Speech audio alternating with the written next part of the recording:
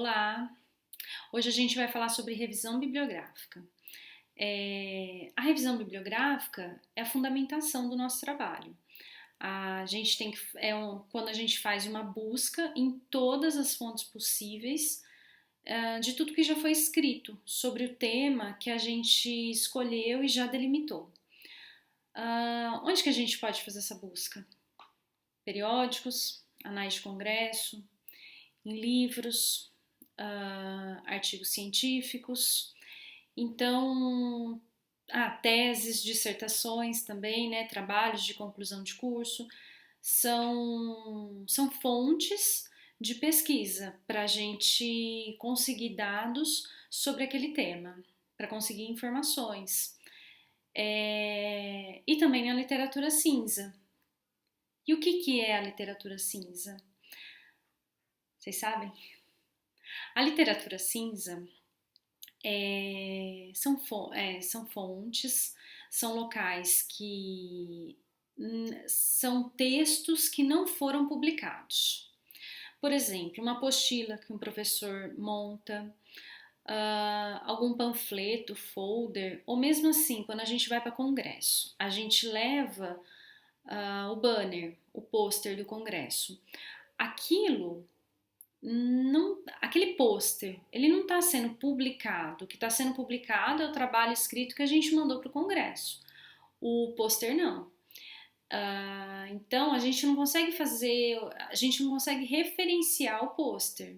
Então por isso que ele é considerado literatura cinza. Mas só por isso eu vou deixar de pesquisar nele? Não vou deixar, porque ele vai me servir como fonte para achar outras referências para o meu trabalho, né? E quanto mais fontes, mais referências forem pesquisadas, mais solidificado, mais fundamentado o meu trabalho fica. Falando um pouco sobre como a gente pode dar um início para a nossa revisão bibliográfica, o que eu acho mais fácil é primeiro pensar nos itens que vão compor essa revisão bibliográfica. E assim, sabendo que a revisão bibliográfica ela está totalmente entrelaçada com o título da nossa pesquisa, fica mais fácil. Lá naquela aula que a gente falou sobre definição de título da pesquisa, a gente conversou um pouco sobre 3 elementos que auxiliam para a elaboração do título.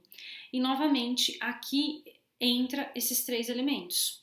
Eles vão entrar como itens da nossa revisão.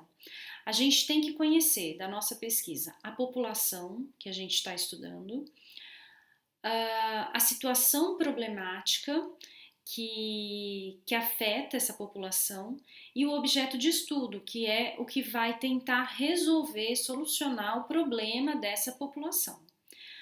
Quando eu sei esses 3 itens, eu faço uma conexão desses elementos e eu consigo definir o título da minha pesquisa. O que vai entrar na minha revisão bibliográfica? Esses 3 elementos. Eles são os itens principais da minha revisão.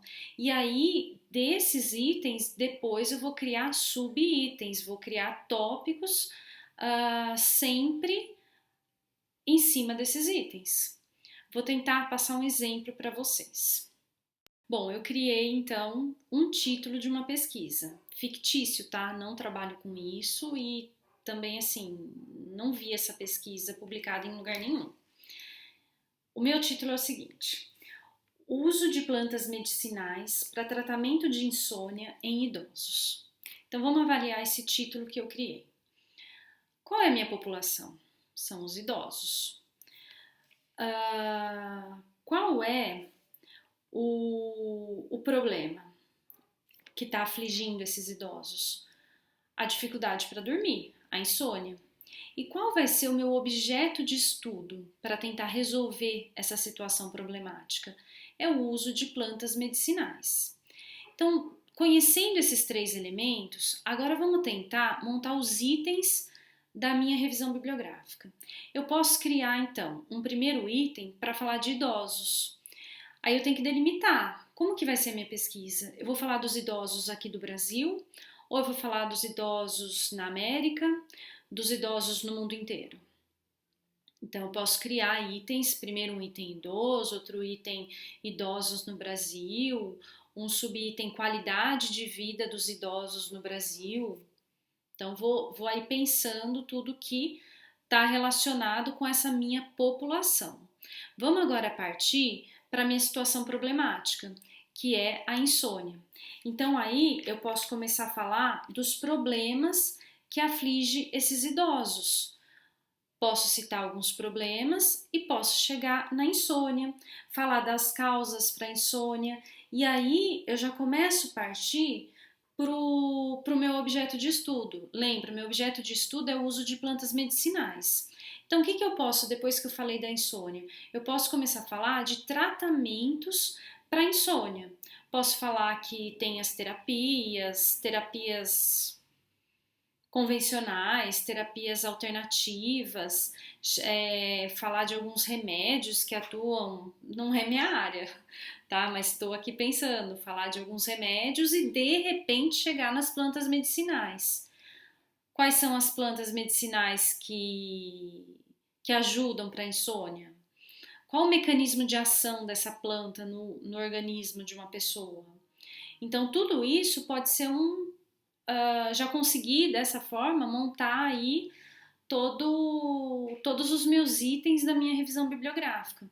Então percebam o quanto que a elaboração do título está interligada com a revisão bibliográfica e o quanto é importante elaborar um título usando aqueles três elementos que vai sempre nos ajudar. Na aula teórica tem um outro exemplo, e aí quando vocês receberem, estiverem estudando a aula, vocês vão ver um outro exemplo aí para montagem de uma revisão bibliográfica. Tendo já determinado quais os itens que vão constar dentro da revisão bibliográfica, agora é partir para ação, é começar a escrever. E aí cada item ele precisa ser preenchido. E a gente tem sempre que preencher cada item com diversos parágrafos. Aí assim, qual é a recomendação para isso?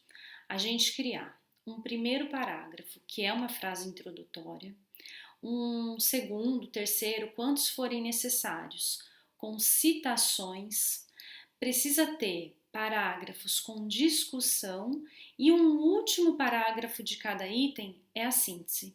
Então percebam, são 4 elementos dentro de cada item: frase introdutória, citações, discussão e síntese. Frase introdutória, a gente já conversou na aula passada, é aquela primeira frase de cada item. O autor ele vai colocar nessa frase introdutória, com as suas palavras, o que ele vai abordar naquele item, qual assunto ele vai abordar no item. Em seguida, o autor vai colocar citações de outros autores, ele vai mostrar o que outros autores estão trazendo sobre aquele tema, estão fazendo, quais os resultados eles obtiveram. Então é uma chance de comprovar algo sobre aquele tema. E com uma citação, o leitor ele tem um respaldo da veracidade das informações que estão sendo colocadas na citação. E em seguida, é muito importante que haja uma discussão, que faça uma comparação de vários trabalhos, do que aconteceu, do que é relatado. Então é muito importante que, seguido de uma citação, haja uma discussão do autor sobre aquele assunto. E para finalizar, é importante que o autor faça uma síntese pessoal do que foi discutido naquele item. Então é importante fazer esse fechamento com essa frase de síntese. Não vamos terminar, nunca termine um item com uma citação de algum autor, sem ter feito uma discussão, sem fazer uma síntese no final, tá? E aqui eu aproveito para fazer um adendo, porque isso é uma dúvida que surge muitas vezes de muitos alunos. Os alunos, eles sempre têm medo isso, me perguntam o tempo todo, e sempre que eu falo isso acaba virando um questionamento. Os alunos sempre perguntam: ah, mas eu vou colocar a frase minha? Como assim colocar com as minhas palavras? Não vai ter referência? Eu posso deixar a frase sem referência no meu texto? Pode. Ué, senão seu texto vai virar um copia e cola. Você vai só ficar copiando o que outras pessoas escreveram. Você nunca vai poder elaborar uma frase sua? Você pode, pode sim. É que nós orientadores, às vezes, acabamos exagerando na cobrança em cima dos alunos, porque a gente sempre tem muito receio de plágio. E plágio a gente vai falar muito em algumas aulas mais para frente. A gente vai ter uma aula específica explicando o que, que é. Uh, Mais para frente a gente fala sobre isso, mas todo mundo tem uma noção, já acredita do que é plágio, né?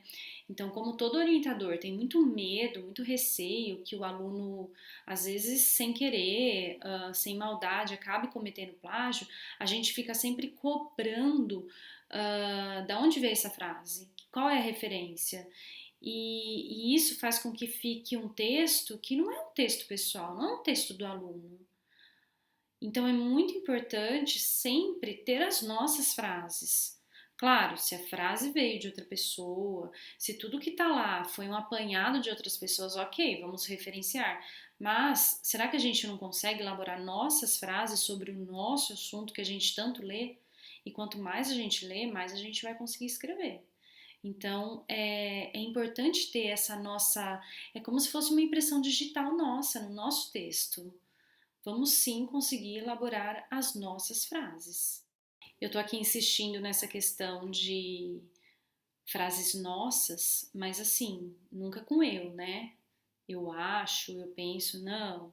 Sempre na forma impessoal. Verificou-se, constatou-se, indagou-se, tá? Desse tipo.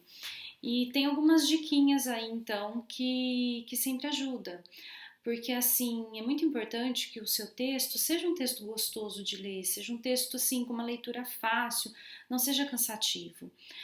A primeira dica que a gente sempre comenta, todos os livros de redação científica trazem, é não vamos fazer parágrafos muito longos. Se o seu parágrafo ficou muito longo, coloca ponto final. Uh, Tenta quebrá-lo em diversas frases, porque aí, sempre que a gente dá aquele intervalo, aquela pausa, a gente dá uma respiradinha na leitura, já ajuda a conseguir assimilar o conteúdo que acabou de ler e a leitura fica mais gostosa, não fica cansativa. Uma outra dica: lembrar da frase introdutória.